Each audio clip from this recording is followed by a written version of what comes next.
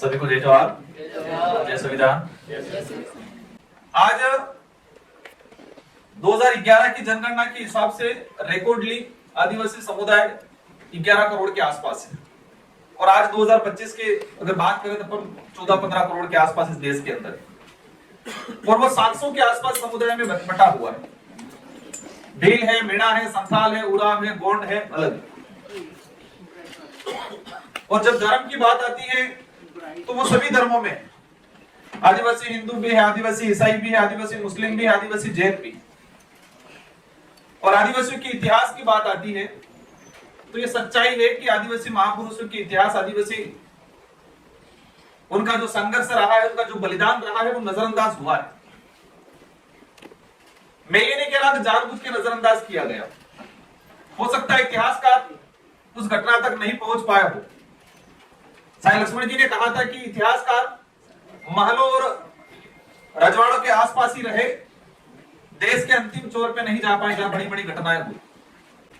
मैंने कई स्टडियां की, मेरा एजुकेशन बिल्कुल ग्रामीण इलाके में रहा है और हमारे गांव की शायद हमारी पहली पीढ़ी हमको पढ़ने का अवसर मिला और पहली पीढ़ी में भी 10% लोग पढ़े होंगे।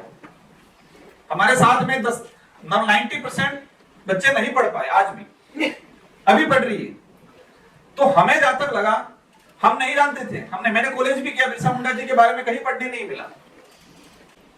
जलियांवाला बाग हत्याकांड के बारे में सब जानते होंगे, वहां पर भी शहादत हुई, लेकिन आदिवासियों का जो शहादत मानगढ़ में हुआ गोविंद गुरु के नेतृत्व में शायद बहुत कम साथी जानते होंगे। लेकिन इस यहां पर आए तो स्वाभाविक इस बारे में पढ़ा होगा। इसको भी इतिहासकारों ने अपमानित किया। कैसे अपमानित किया? इतिहास के पन्नों में मैंने कई लेखकों की किताबों में पढ़ा है कि दूसरा जलियांवाला बाग हत्याकांड, इसको क्या कहा गया? तो दूसरा जलियांवाला बाग हत्याकांड। अब ये भाषा कैसे यूज की जाती है मुझे ज्यादा आइडिया नहीं, लेकिन मैं जहां तक समझा कि कोई एक बड़ी घटना हो जाती है, इसके बाद कोई घटना होती है तो उसको दूसरे का दर्जा दिया जाता है। 1913 में मानगढ़ में हत्याकांड हुआ, जलियांवाला बाग हत्याकांड 1919 में हुआ। समय काल के हिसाब से देखें तो पहला हत्याकांड कौन सा हुआ? मानगढ़। मानगढ़ में 1500 आदिवासी मारे गए सेम डे में।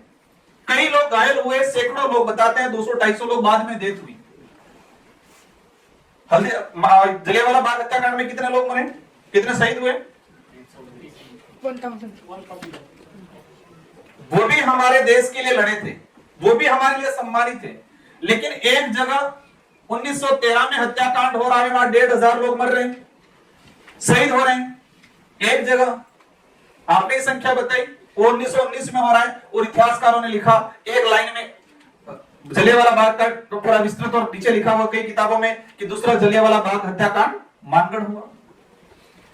कई ऐसी बातें हैं। आज हकीकत यह है कि आदिवासी समुदाय खुद अपना पहचान खो चुका है कई इलाके में। कुछ पढ़ लिख गए आदिवासी समुदाय, वो भी कह रहा है मैं एसटी हूं लेकिन आदिवासी नहीं हूं।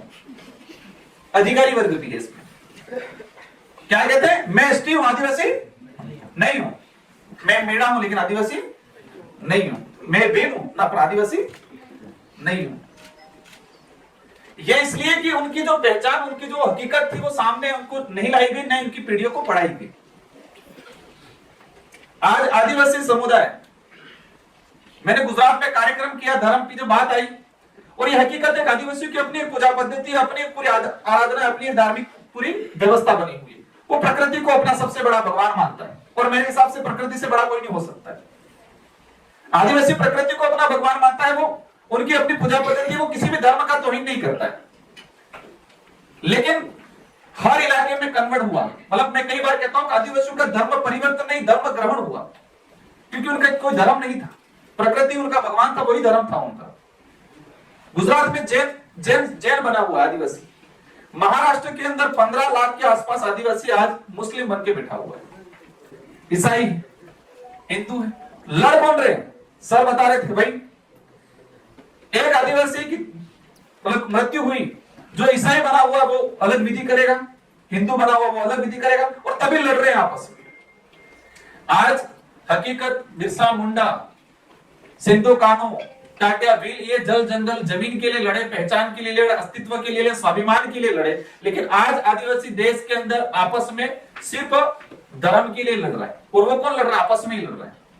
हमारे बांसवाड़ा के अंदर भी देखा गया, एक तरफ ईसाई कम्युनिटी बना हुआ है, एक तरफ हिंदू बना हुआ है, और जो धर्म की बात है दोनों लड़ रहे हैं बहुत बुरी तरीके से। मणिपुर की जो घटना है बहुत भयंकर घटना है, मतलब धर्म के नाम से इतना जहर बोल रखा है कि भाई भाई को मार रहा है और वो बुरी तरह से मार रहा है। और ये चीजें पूरे देश में होने वाली आने वाले समय में, अगर पढ़े लिखे युवाओं ने अपन ने सबने ध्यान नहीं दिया तो देश में बहुत भयंकर, बहन बेटियों के लिए नहीं लड़ेंगे, जमीन के लिए नहीं लड़ेंगे, अधिकारों के लिए नहीं लड़ेंगे, लेकिन धर्म का इतना जहर बोला जा रहा है हर तरफ से। मैं किसी एक धर्म को दोष नहीं दे रहा हूं, कहीं के सबकी जिम्मेदारी है, सब जिम्मेदार है।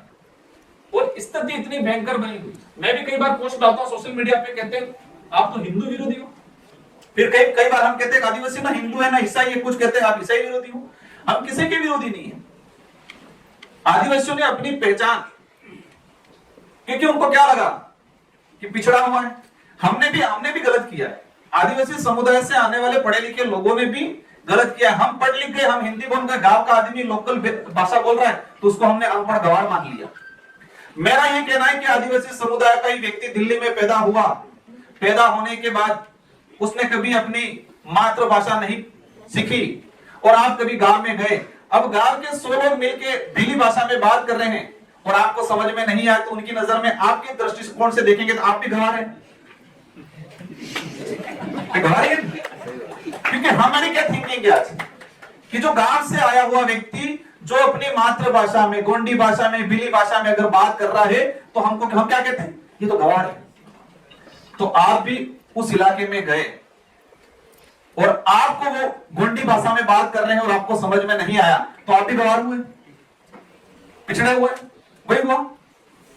कोई मतलब कहे थर्मामीटर तो है नहीं कि कौन सी लैंग्वेज अच्छी है, आप कोई कितना क्वालिटी वाली क्या है, तो अपनी भी भाषा है। आदिवासियों जैसे कि आज जल जंगल जमीन बुलडोजर चला रहे हैं, आज अवैध खनन हो रहा है, लेकिन मुझे जहां तक लगता है कि जमीन पे अवैध खनन हुआ, बोली पे भी हुआ, उनकी बोली भाषा पे भी अवैध खनन हुआ, इनके हिस्ट्री पे भी हुआ, इनके कल्चर पे भी हुआ।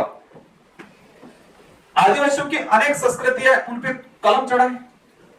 फिल्म इंडस्ट्री वाले बड़ी बड़ी आदिवासी समुदाय से जुड़ी हुई स्टोरी पे फिल्म बना लेते हैं और वास्तविक जो व्यक्ति है जिससे जुड़ी फिल्म उसको पता ही नहीं है कई जगह। तो बहुत सारी चीजें हैं, बातें। हमारे पूर्व वक्ता जो प्रोफेसर साहब हैं उनका शब्द चयन शानदार था, बहुत अच्छी बातें बोली।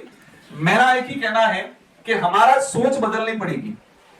हम जो अपने आप को अच्छा कपड़ा पहन लिया और अच्छी थोड़ी इंग्लिश बोल रहे, आज मैं देखता हूं हिंदू राष्ट्र बनाएंगे, बात होती है, हिंदी के लिए लड़ाई होती है, मराठी के लिए लड़ाई होती है, और जो ये बात करने वाले इनके कितने बच्चों को ढंग से हिंदी आती है? क्योंकि विदेश में पढ़ रहे इंग्लिश ही बोलते हैं सब। आज हम ग्रामीण इलाके से गोंडी भाषा, बेली भाषा बोलने वाले से कतरा, मतलब उसको दूर रखते हैं, तो आपसे वो इंग्लिश बोलने वाला आपको कहेंगे ये तो। अगर देश का निर्माण करना है, प्रोफेसर साहब कह रहे थे कि हमें सबको मिलके, और ये सच में हो रहा है, और इसलिए हो रहा है कि आदिवासी समुदाय का इतिहास को कहीं कहीं साइड में रखा गया इतिहासकारों ने। तो आज गर्व से आदिवासी समुदाय का, और ये बात देखा मैंने कि हमारा पढ़ा लिखा आदिवासी समुदाय किसी भी वर्ग जो 5000 साल पुरानी एक बात पता है, 5000 साल पुरानी लक्ष्मण जी घायल हुए तो कौन सी जड़ी बूटी कौन से पहाड़ पे लेने के सबको पता है। सम्मान करते रामायण का भी, हम कोई दिक्कत नहीं है। कितने साल पुरानी रामायण है? 500 साल पुरानी होगी, लेकिन 500 साल पुराना हमारे मीणा भाई या बिल भाई को अपना इतिहास पता नहीं है क्या? आज हमारा जो इलाका बिल प्रदेश, जो टेरिटरी इलाका, आज बिल प्रदेश की हम लोग बात करते हैं, सबसे पूरे देश के अंदर सबसे सघन क्षेत्र में रहने ट्राइब जो रहा है वो यही अरावली और विंध्याचल की पहाड़ियों में रहा है। माही नदी, नर्मदा नदी की घाटियों में ही यही रहा है, और उस इलाके को 4 भागों में बांटा गया आजादी के बाद। और वही मानगढ़ हत्याकांड जो मैं बता रहा हूं, 1500 आदिवासी उस समय भीलराज की बात को, अलग राज्य की बात को लेकर 1913 में लड़े थे और 1500 लोग मरे थे। 4 राज्यों में बांट गया, लैंग्वेज खत्म हो गई, भीली लैंग्वेज। पूरे देश के अंदर सबसे बड़ा समूह है भील, इसके बाद गोंड का, और गोंड और भीलों में थोड़ा ये विवाद चलता है कि गोंड की संख्या ज्यादा है, भीलों की संख्या ज्यादा है, लेकिन ये मानते हैं कि सबसे बड़ा दोनों कॉमन है। और आज बिखर गया सर, राज्यों में बढ़ गया, धर्म में बढ़ गया, बोली भाषा में बढ़ गया, जाति में बढ़ गया, और यही नहीं, धर्म आदिवासी एसटी में, आदिवासी ओबीसी में, आदिवासी जनरल में भी। अंडमान निकोबार गया, गोंड समुदाय के लोग 2.5 लाख के आसपास है, गोंड संतान सब जनरल में आ रहे हैं। हर इलाके के अंदर आज मुझे यूपी से मिले गोंड समुदाय ओबीसी में आ रहा है। मेरा भील भाई रोद गोत्र का गुजरात में जाएंगे, कई जगह जनरल में जा रहा है। कटारा हमारे गोत्र के साथी गुजरात में जाएंगे, कोई रावत में जा रहा है, कोई ओबीसी में जा रहा है। इतना बिखराव हुआ है जिसकी कोई सीमा नहीं है। उसका एक ही रीजन है कि आदिवासियों का अपना खुद का नेतृत्व करने वाला भाई कोई नहीं मिला। यह सच है कि आप भी किसी गांव का प्रतिनिधित्व करते हो तो पहले आपके गांव का करोगे, ना कि दूसरे गांव का। और यही चीज हुआ है। संविधान निर्माण की बात करें, आज आधुनिक भारत की बात करें, और अंतिम समय में ये चीज कहना चाहूंगा कि कई लोगों को लगता है कि आदिवासी के अंदर ये तो टकराव पैदा होगा। टकराव कभी पैदा नहीं होगा, क्योंकि आदिवासियों के अंदर हम कहते हैं कि अतिथि देवो भव जो संबोधन दे रखा है, जो इंडिया की पहचान बताते हैं अतिथि देवो भव, तो वो आज भी आदिवासी समुदाय के अंदर जिंदा। आज आप शहर में जाओगे, शहर में दरवाजा खटकाओगे तो पूछेगा कि आप कौन हो, कहां से आए हो, ये पूछेगा। और आज आदिवासी समाज के गांवों में, घरों में जाओगे तो पहले कहेगा मेहमान आए हैं, बिठाएगा, पानी पिलाएगा, चाय पिलाएगा, फिर पूछेगा कि पहचान में नहीं आए आप कौन हो। ये अतिथि देवो भव है। पूछेगा कौन हो, कहां से आए हो, क्या काम है, उसको समझ में आएगा तो बुला के पानी पिलाएगा, बाकी नहीं पिलाएगा। और गांवों में कभी नहीं देखा वो आदमी, लेकिन गांव ट्राइबल में जाएंगे तो वो पूछेगा, बिठाएगा, मेहमान, शब्द क्या देगा, मेहमान आया है, पामड़ा बिठाएगा, पानी पिलाएगा, चाय पिलाएगा, फिर पूछेगा पहचान में नहीं आए थोड़े बहुत, आप बताओ, शर्मिंदा होके पूछेगा। ये अतिथि देवो भव है। ट्राइबल इलाके के अंदर 1000 गांव होंगे एक गांव में, और किसी एक अन्य कम्युनिटी का गांव होगा, पूरा गांव मिलके उसकी बहन बेटियों की रक्षा करेगा।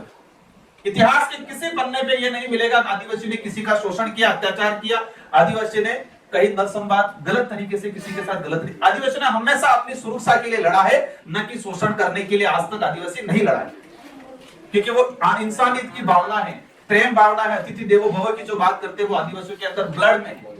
इन्हीं शब्दों के साथ आप सबको धन्यवाद और बधाई, शुभकामनाएं। धन्यवाद।